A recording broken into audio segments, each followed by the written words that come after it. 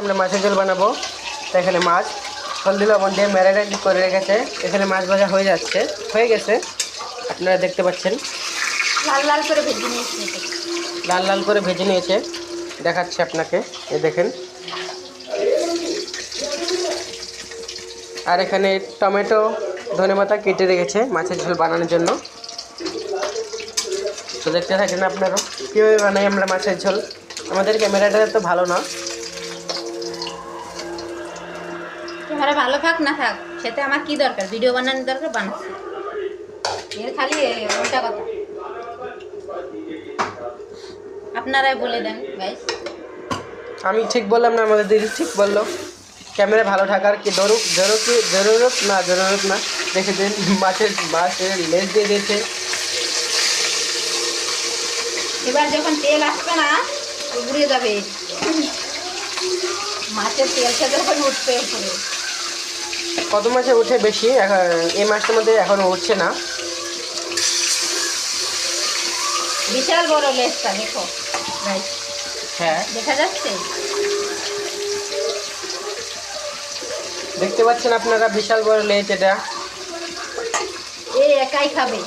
আমি খাই না গাইস, আমি বেশি মাছ মাংস খাই না, আমি মাছটাই খালি খাই। কিন্তু এই মহিলা সব খায়, খাই না, আমার দিদিটা সব কিছু খায়। আমার বাপে শিখাইছে কি খায়ে খেয়ে মর, খায়ে খেয়ে মর।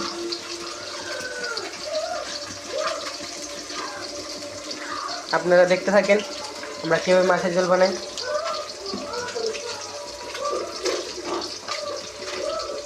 দেখুন টমেটোর মধ্যে এখন হলদি দিয়ে দিয়েছে আমাদের দিদি।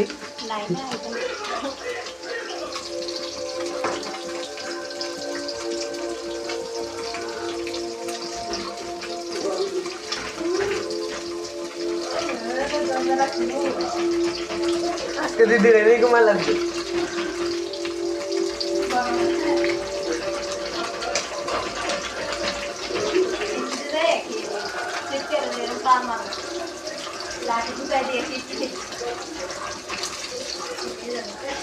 তা দেখতে পাচ্ছেন আমাদের মাছ ভাজা হচ্ছে, দেখতে থাকেন আপনা। আমাদের মাছ বেশি, মাছটাই অল্প খাই আমি, আরও বেশি খাই না আমরা না মানে আমি, আমার বাগনিও আমার মতন হয়েছে, মাছটা একটু খায়, তা অন্য কিছু আরও খায় না বেশি। আমাদের ঘরে এসেছি আমি এখন। এটা হলো